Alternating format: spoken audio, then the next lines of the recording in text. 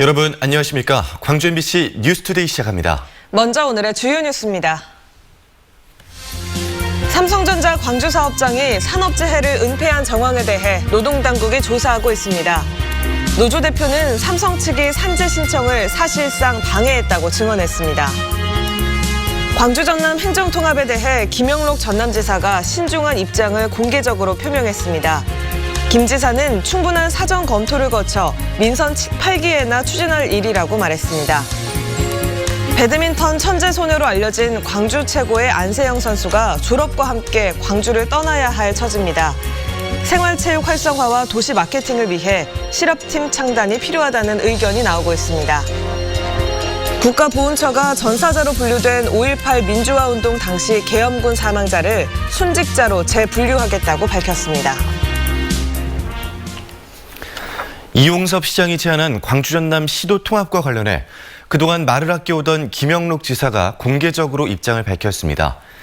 장단점을 꼼꼼히 따져보고 민선 8기 때 추진하는 것이 타당하다는 건데 이 발언의 행간을 짚어봤습니다. 김철원 기자입니다.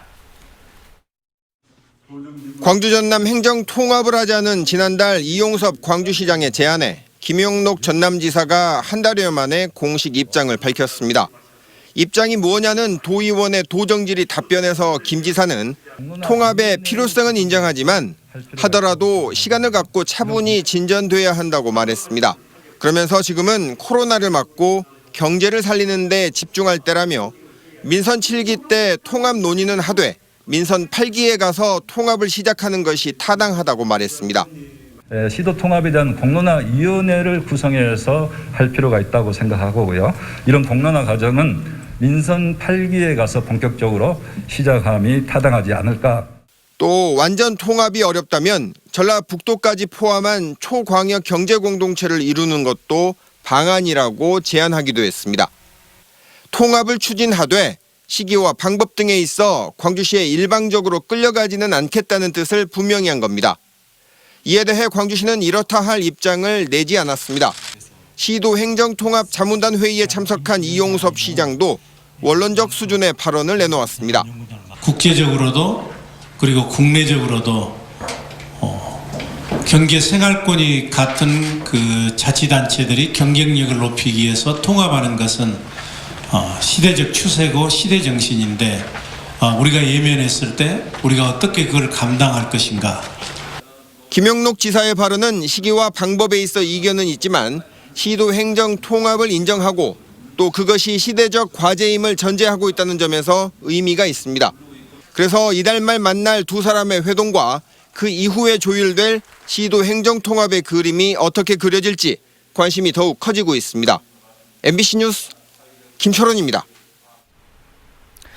삼성전자 광주 공장이 산업재해를 조직적으로 은폐한 사실이 국정감사에서 드러났습니다. 광주노동청은 이 같은 사실을 확인해 과태료를 부과했지만 정작 조사 과정이 허술하다 보니 더 많은 피해 상황을 파악하지 못했다는 지적을 받았습니다. 이계상 기자입니다. 삼성전자 광주 사업장에 대한 노동청의 조사 결과 11건의 사고성 산업재해가 노동청에 보고되지 않은 것으로 드러났습니다. 삼성전자에 7,790만 원의 과태료를 부과한 노동청은 은폐 여부도 주목하고 있습니다. 행정착오 등 단순한 보고 누락이 아니라 생산 현장 책임자와 팀장이 조직적으로 은폐했을 가능성이 크다는 게 노동청의 설명입니다. 은폐 가능성이 있어서 추가적으로 그 미보고가 은폐하고 연결됐는지를 지금 엄밀하게 조사하고 있습니다. 국회 국정감사장의 증인으로 나선 삼성전자 노동조합 광주 지부장은 노동청이 확인한 산업재해 사례는 지극히 일부만 드러난 것이라고 증언했습니다. 사업장에서 산재가 발생할 경우 조직적으로 은폐하고 산재 신청을 한 노동자에게는 인사상 불이익이 뒤따랐다고 폭로했습니다. 더욱이 노동청이 산재 실태를 조사하는 과정에서 삼성전자의 인사부서를 동원하고 노동자의 실명을 기재하도록 하다 보니 관련 면담조차 꺼리는 원인이 됐다는 겁니다. 사고 제의자들은 이 실명란을 본 순간 다른 누구에게 오픈되고 불이익을 당할까 봐 누가 하나 나서질 않고 더욱더 꽁꽁 숨어버리고 말았습니다. 결국 삼성의 조직적인 은폐 시도와 노동청의 허술한 조사 방식이 산재로 고통받는 노동자를 더 불안하게 만들고 노조 활동까지 위축시켰다는 지적입니다. 조합원들은 매우 불안해하고 있습니다. 이렇게 되면은 노동조합들이 조직 자체가 흔들리게 됩니다. 네. 네, 노동부가 일을 안 하니만도 못한 결과가 지금 만들어진 거예요. 네. 광주지방노동청은 근골격계 질환 등 업무상 질병 재해로 보이는 37건에 대해 추가 조사하겠다고 밝혔지만 노동자의 익명성이 보호받지 못한다면 그 결과는 변죽으로 울리는 수준에 그칠 거라는 비판이 거세지고 있습니다. MBC 뉴스 이계상입니다. 오늘도 아침에 나설 때는 옷차림 따뜻하게 하고 나오셔야겠습니다. 광주의 아침 기온 10도 안팎으로 어제만큼이나 쌀쌀하게 시작했습니다. 한낮 기온은 19도 안팎으로 낮 기온은 어제보다 2도가량 더 낮겠습니다. 이어지는 주말 동안에도 비슷한 수준의 기온이 이어지면서 일교차는 10도 이상으로 크게 벌어지겠습니다. 야외 활동 계획하신다면 옷차림에 각별히 신경 쓰셔야겠습니다. 하늘 모습 보시면 오늘은 종일 구름이 많은 날씨가 예상됩니다. 대부분 지역에서는 구름만 많겠지만 남해안 지역에서는 오늘 오후부터 밤사이 산발적인 빗방울이 떨어지겠습니다. 날씨 정보였습니다. 옛 전남도청 건물에서 총탄 흔적을 찾는 작업이 시작됐습니다. 금속 탐지기와 방사선 장비까지 동원됐는데 이번 조사에서 총탄 흔적이 발견될지 관심이 모아지고 있습니다. 이다현 기자가 보도합니다. 옛 전남도청 건물을 열화상 카메라로 촬영한 사진입니다. 하얀 벽면과는 달리 열화상 카메라로 보니 패인 흔적이 역력합니다. 총탄 흔적이 있을 것으로 의심되는 구역입니다. 옛 전남도청 보건추진단이 지난 7월부터 탄흔 의심구역 280여 곳을 열화상 카메라와 금속 탐지기를 동원해 조사한 결과 이 가운데 20여 곳이 가장 유력한 탄흔 구역인 것으로 나타났습니다. 총탄 흔적이 맞는지 더 정확하게 식별하기 위해 오는 19일부터 이곳에 투과성을 가진 방사선을 쏘기로 했습니다. 80년대부터 지금까지 이곳 도청 앞에 남아있는 나무인데 여기에도 탄흔이 있을 것으로 의심돼 방사선 촬영에 들어갈 예정입니다. 사전에 사격을 먼저 해보고 그 흔히 정확하게 식별이 되는지 안 되는지를 여부를 확인했는데 감마선 검사를 통해서도 그 일부의 탄 흔적이 보였고 흔도 정확히 확인할 수 있었고요. 시범 테스트는 저희가 만족할 만한 성과를 얻었다고 생각을 하고 있습니다. 방사선 촬영이 인체에 해를 끼치지는 않는 것으로 나타났지만 혹시 모를 사고에 대비해 외부 촬영은 야간에 진행하고 건물 주위 25m 이내에는 시민들의 접근이 제한됩니다. 5월 단체는 옛 전남도청이 80년 5월 당시 최후 항전지였던 만큼 총탄 흔적이 많이 남아있을 것이라면서 이번 조사로 탄흔이 발견되면 계엄군이 시민들을 향해 무자비하게 자행했던 총격을 입증할 수 있고 나아가 진상규명에도 중요한 단서가 될 것이라고 기대하고 있습니다. 전남도청 외벽의 탄흔은 자권 발동하고는 전혀 상관없이 무자비하게 무차별적으로 자기 의도를 갖고 발포를 했다는 것을 증명하는 것이기 때문에요. 이번 1차 조사가 끝나면 다음 달에는 옛 전남도청 별관과 상무관, 경찰국을 대상으로 2차 조사가 진행될 예정입니다. 이제는 흔적이 많이 지워져 버린 당시의 모습을 과학적인 조사를 통해 밝혀낼 수 있을지 관심이 모아지고 있습니다. MBC 뉴스 이다현입니다. 국가보훈처가 전사자로 분류된 5.18 계엄군 사망자를 순직자로 재분류하겠다는 뜻을 밝혔습니다. 국회 정무위원회 국정감사에서 박삼등 국가보훈처장은 더불어민주당 민영배 의원의 관련 질의에 죄스럽고 안타깝게 생각한다며 역사적 법적 정리가 끝난 문제이니 해결하겠다고 답했습니다.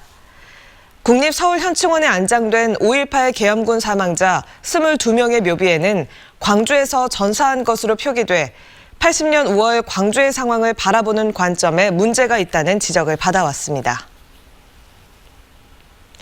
전두환 씨가 지방세 10억 원을 체납하고 있지만 서울시는 지난 2년 동안 한 푼도 추징하지 못한 것으로 드러났습니다.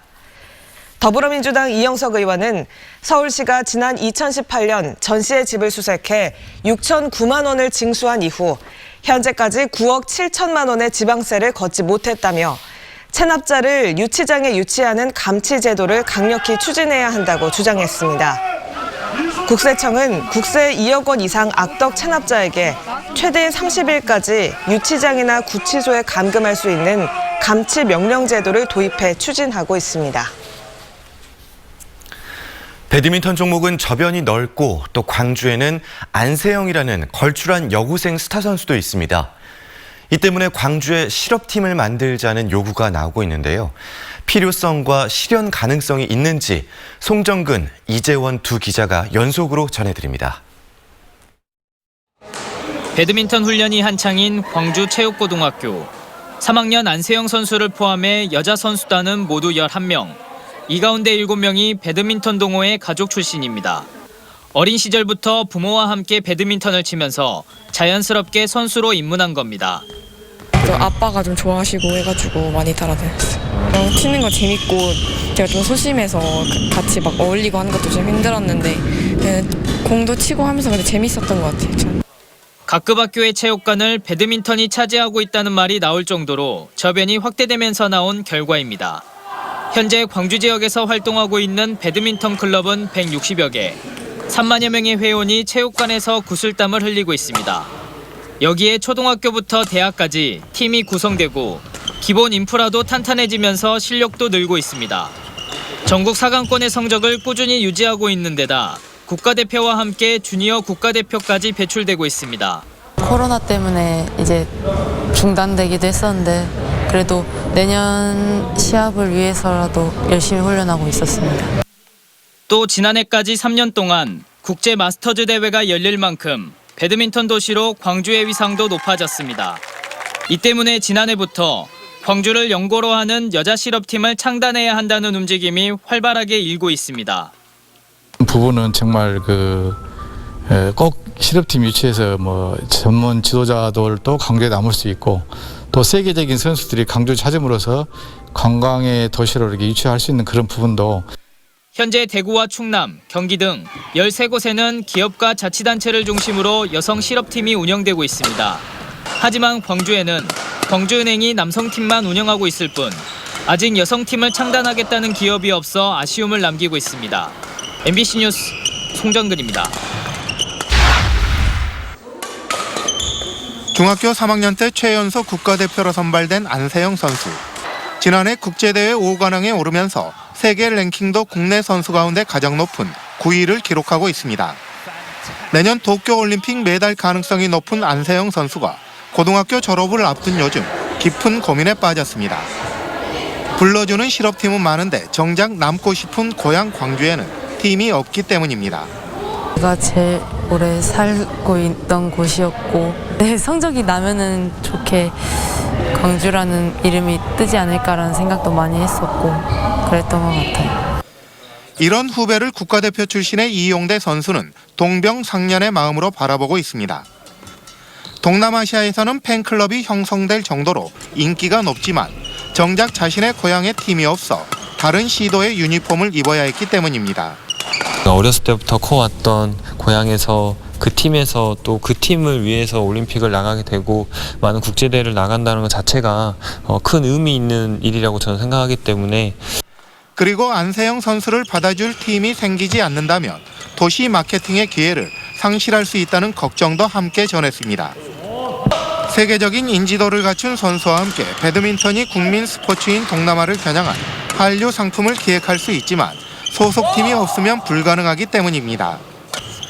이런 이유로 지역 정치권에서도 기업이 나서지 않을 경우 광주시가 적극적으로 팀 창단을 검토해야 한다는 의견이 나오고 있습니다. 제 고향이 이제 화순이라서 화순에 대해서도 많이 궁금해하고 또 동남아에서 제 팬분들도 화순이 뭐가 맛있고 또 어떤 게 좋은지 저한테 항상 인터뷰 때마다 물어보는 게 있거든요. 국제대회나 각종 경기에서 좋은 성적을 거둘 수 있고 또 그것이 시민들에게 희망이 되고 기쁨이 되고 정말 힘들어 하시는데 위로가 될 수도 있거든요. 이에 따라 광주시도 깊은 여론 수렴에 들어갔지만 계속되고 있는 코로나19 상황이 부담으로 작용하는 것으로 알려지고 있습니다. 하지만 장고 끝에 악수라는 말이 현실화되지 않을지 걱정하는 목소리도 높아지고 있습니다. MBC 뉴스 이재원입니다.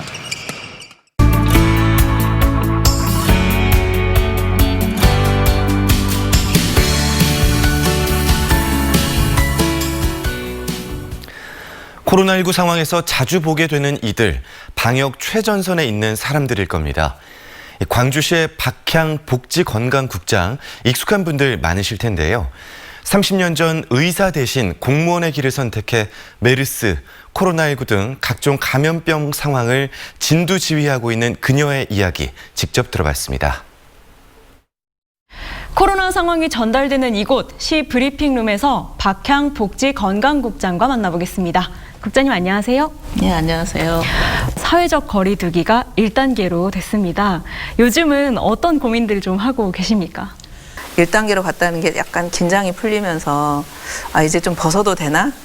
하는 그런 생각을 많이 하실 것 같아요. 그래서 이제 1단계 완화 자체가 우리가 방역 수칙을 좀 느슨하게 해도 된다라고 머릿속으로는 아니지만 몸들이 그렇게 할까 봐 그게 제일 걱정입니다. 코로나 진단 검사 비율을 보니까요. 광주 시민은 10명 중에 1명이 이미 검사를 받았다 이렇게 나오던데요. 이게 타 시도보다는 좀 높은 비율이라고 하더라고요. 네, 이거를 그렇습니다. 어떻게 봐야 할까요? 저희가 7월 2차 웨이브가 있었을 때 가장 걱정됐던 혹시 이제 환자가 확산됐을 때 취약계층에 계신 분들, 특히 노인이나 이런 분들은 또 사망에 이를 수가 있기 때문에 그 부분들을 어떻게 미리 예방할 것인가 해서 그 노인 요양시설, 노인 요양병원, 장애인병원 이런 데다가 근무자들에 대한 전수조사를 한다던가 사전에 이렇게 빨리 그 확진자를 발견할 수 있도록 하는 선제적 검사를 좀 많이 했다고 보시면 되겠습니다. 올해 복지건강국장으로 발령이 나고 나서 2번의 지역 대유행이 지났습니다. 뭐 힘든 일이든 기쁜 일이든 기억에 남는 순간은 언젠가요? 우리 확진자들 발생하는 상당 부분이 식당이나 이런 데도 보면 뭐 어디 고급 레스토랑이나 이런 데서 걸리는 게 아니었거든요. 국밥집. 그냥 우리가 일상적으로 사람들 많이 부대끼고 함께 정을 나누고 막 이랬던 사람들. 실제 그런 피해를 입는 분들이 대부분은 뭐 경제적으로 여유로운 사람이 아니라 실제 우리 중소상인 뭐 이런 분들이 또 그런 피해를 고스란히 안았거든요. 그래서 이 부분도 놓치어서는 안 되겠다. 안 되는데 라는 그런 책임감 이런 게 느껴졌을 때. 그 시민분들 중에는 우리 국장님을 광주시의 정은경 청장이다 이렇게 이야기하는 분들도 있는데요. 좀 어떻게 보십니까? 많이 그런 얘기들을 저도 많이 들었는데요. 네. 이제 책임이 좀 무겁죠. 질병을 치료한다는 문제가 질병이 발생했을 때 치료하는 부분도 있지만 질병이 일어나는 원인, 그런 원인을 어떻게 하면 의학적인 면에서 접근해서 풀 거냐. 또 질병이 발생했을 때 특히 요즘처럼 감염병이 발생했을 때 이 부분을 어떻게 또 경제적인 측면 또 의학적인 측면에서 이걸 해결할 거냐 하는 학문을 하는 의사들도 있거든요. 그래서 이제 저는 이제 그 한 영역 중에 하나인 거죠. 그러면 국장님께서는 의사가 아닌 이 공무원을 직업으로 선택하신 어떤 계기가 있으세요? 의사님께서 저희가 수업할 때도 정말 이거 지역사회의 의료 문제가 굉장히 중요한 파트인데 많은 우리 후배 의사들이 보건소 잠깐 거쳐서 경험만 해보고 다시 이제 임상 진료하는 그런 현장으로 많이 뛰어간다. 그래서 현장에 좀 많이 있었으면 좋겠다. 보건행정의 현장에 그런 말씀 평상시 많이 하셨고 또 제가 이제 거기 교수님한테서 이제 예방약 이제 학위 석박사를 하면서 세뇌 당했다고 할까요? 그러면 다시 30년 전 그때 그 선택의 순간으로 돌아간다면 그때에도 선택의 변화는 없을까요? 없을 것 같아요. 끝으로 시민들께도 하고 싶은 말이 있으실 것 같습니다. 그래서 저희들이 뭐 완벽하지는 않겠지만 정책들을 보완할 것이고 또 이 새로운 전염병들을 막아내기 위해서 노력할 거니까 우리 시민들께서도 그동안 해왔던 것처럼 또 그동안 해왔던 것보다 더 세밀하고 또 함께 풀어가야 된다는 것에 대한 공감을 해주시면서 시민들께서도 나름의 역할을 해주신다면 뭐 이런 아무리 또 새로운 신종 전염병이 생기더라도 이겨나갈 수 있지 않을까 생각합니다. 네, 정말 방역 최전선에서 항상 고생이 많으십니다. 앞으로도 잘 부탁드리겠습니다. 네, 저도 최선을 다하겠습니다. 네, 오늘 말씀 고맙습니다. 네, 감사합니다. 사회적 거리두기가 1단계로 완화되면서 축제 행사들도 다시 준비를 시작했는데요. 축제에 대한 기대감과 방역의 긴장감이 교차하고 있습니다. 박민주 기자입니다. 순천만 국가정원의 2020 전국 생활문화축제 준비가 한창입니다. 순천만 어민들이 사용했던 뻘배는 새로운 예술작품으로 태어났습니다. 초등학생들이 생태환경 메시지를 담아 만든 설치 미술도 눈에 띕니다. 문화체육관광부가 주최하고 순천문화재단이 주관하는 이번 행사는 코로나 영향으로 한 차례 연기됐다 막이 오르게 됐습니다. 저희가 그전에는 전화를 통해서 온라인 통해서 만났지만 같이 현장에서 보면서 그런 지난 과정에 대해서 같이 이야기하고 할 수 있는 그런 자리가 될 것 같습니다. 지난달 열릴 예정이었던 대한민국 한평정원 페스티벌도 오는 17일 개막됩니다. 올해는 7회째를 맞아 국가정원이 아닌 도심 속에 크고 작은 정원을 조성해 시민들과 직접 만나게 됩니다. 지난해보다 20여 개 팀이 늘어나 올해는 80여 개 팀의 한평정원을 선보이게 됩니다. 연초에 코로나 사태로 인해서 이 행사에 대해서 여러 가지 고민이 많았습니다. 다행히 이제 개막 즈음에 행사가 이렇게 코로나 상황이 좀 완화되어서 저희들이 여러 가지 이제 주의하면서 행사를 진행하게 됐고, 지난해 70주년을 맞아 순천시 주차장에서 대규모로 열렸던 시민의 날. 올해는 코로나 여파로 실내 행사로 전환했습니다. 순천시 문화건강센터 다목적 홀로 옮겨 수용 면적의 50% 규모로 축소에 개최됐습니다. 하지만 광양의 대표 축제인 전어축제와 여수에서 열리기로 했던 올해 남도 음식문화 큰 잔치는 취소됐습니다. 전국적인 코로나19 확산으로 잇따라 연기됐던 가을문화예술축제. 사회적 거리두기 1단계 완화로 모처럼 행사가 재개되면서 기대감과 긴장감이 교차하고 있습니다. MBC 뉴스 박민주입니다.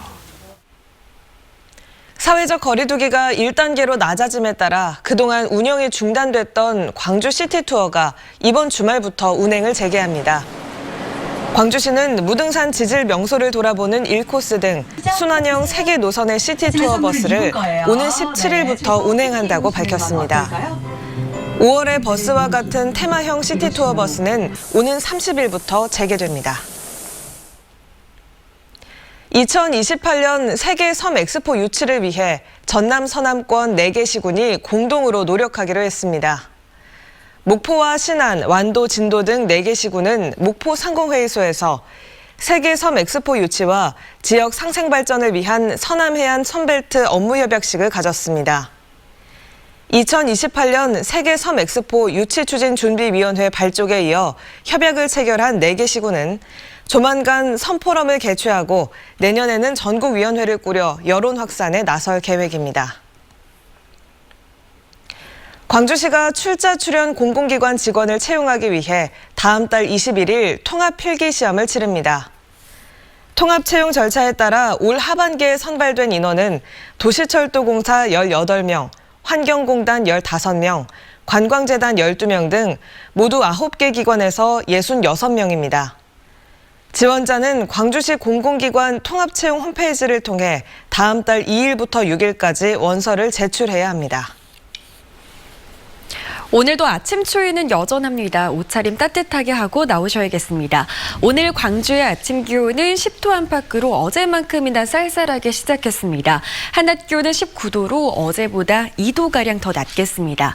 이어지는 주말 동안에도 비슷한 수준의 기온이 이어지면서 일교차는 10도 이상으로 크게 벌어지겠습니다. 주말 동안 야외 활동 계획하신다면 옷차림에 각별히 주의해야겠습니다.